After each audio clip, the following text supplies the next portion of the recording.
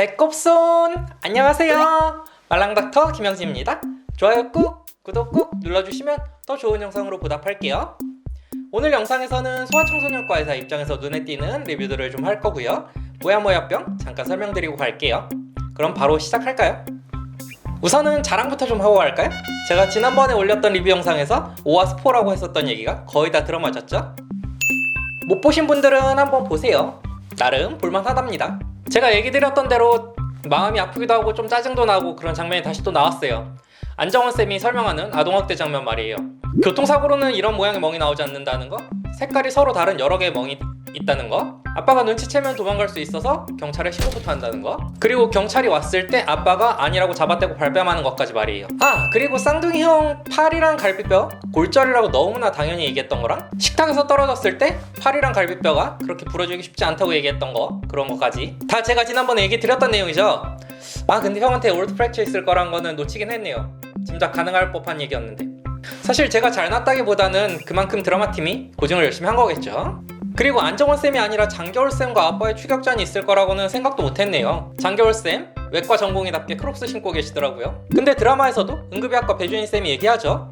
간도 크다, 칼이라도 들고 있으면 어쩌려고 그래, 이거 말이에요. 실제로 그런 위험성이 좀 있어서 장겨울쌤 같은 열혈닥터는 잘 없어요.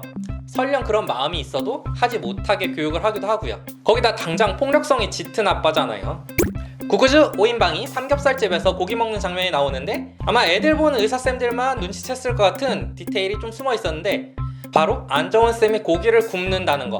소아청소년과 의사쌤들이 묘하게 서포터 성향이 좀 있어요. 앞에 나섰다가 싫은 소리 듣는 것도 별로 안 좋아하고, 예전에 롤 할 때도 보면은 서포터 파는 사람들이 그렇게 많았는데 과 성향이 있나 싶기도 해요. 아니면 그냥 나이가 많아서 피지컬이 안 돼서 그러나? 간이식 수술 받으러 환자 이송할 때 환자도 그렇고 이송하는 사람들 모두 마스크를 쓰고 있는 장면이 나오더라고요. 그 이전까지는 없던 장면이라 좀 눈에 띄던데, 현실 반영이기도 할 테고 공익 광고 목적도 있겠죠. TVN에서 드라마 시작하기 전에 광고 보니까 최송화쌤이 비슷한 광고를 하시긴 하더라고요. 이번 5화는 유난히도 부모와 자녀 간의 사랑이 강조되는 에피소드였죠. 아이가 나오는 분만의 순간에 노래를 부른다? 실제로 본 적은 없지만 가능할 것 같긴 해요. 제가 학생 시절 산부인과 실습 돌면서 아이 나오는 장면을 제일 처음 목격했을 때 그 순간 아직도 잊혀지지가 않아요. 아이가 태어나서 울음을 터트리는 순간을 정말 태어나서 처음 봤단 말이에요. 내 아이가 아닌데도 정말 온몸에 소름이 쫙 돋고 눈물이 막 날 것 같고, 그런데 아이 엄마 아빠는 오죽하겠어요. 무튼 저도 그때 봤던 그 장면이랑 공간은 아직도 잊혀지지가 않아요. 인하대병원 산부인과 분만실. 근데 그 후로는 아이의 출생 순간을 감격적으로 볼 기회는 사실 없었답니다. 소아청소년과 의사니까 종종 볼 것 같죠? 근데 사실 소아청소년과 의사가 동반되어야 되는 분만은 아이가 태어난 이후에 뭔가 안 좋을 수도 있겠다, 이렇게 예상되는 고위험 분만이 대부분이라 아이가 태어나면 우나 안 우나 긴장 타느라 감동할 순간이 없어요. 아이가 울어주면은 그저 감사할 따름이고, 안 울면 그때부터 이제 긴장이 쫙 되는 거죠. 최송화쌤이 갑자기 가슴에 큰 멍울이 만져져서 검사를 받으시네요.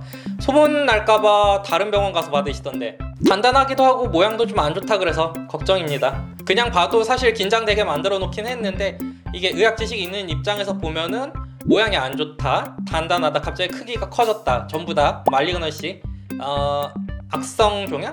더 쉽게 말하면은 영 좋지 못한 유방암 가능성이 높은 소견들이라서요. 조직검사 결과가 어떨지 좀 걱정이 됩니다. 모야모야병이 뭐야? 사실 이건 일본어예요. 뭉게 모락모락 요 정도 뜻이라고 해요. 일본어는 잘 못해서. 무튼 일본에서 처음 발견하고 이름 붙이고서는 그렇게 쭉 굳어졌네요. 뇌혈관 중에 제법 크기가 좀 있는 뇌동맥 중 하나가 딱 막혀버리는 폐쇄성 뇌혈관 질환 중에 하나예요. 뇌가 있고 혈관이 있고, 뇌가 먹고 살려면은 혈관이 계속 산소랑 영양을 공급을 해줘야 되거든요. 근데 이 혈관이 막혀버린다? 그럼 뇌가 말라 죽겠죠? 근데 그러면 안 되니까 메인이 되는 뇌혈관 주위로 곁순환, 콜레터럴 서큘레이션이라는 게 막 생겨요. 이 미세한 그물 모양의 뇌혈관들을 뇌혈관 조형술로 봤을 때 마치 흐릿한 담배 연기 모양 같다 그래서 모야모야라는 이름이 붙었다고 해요.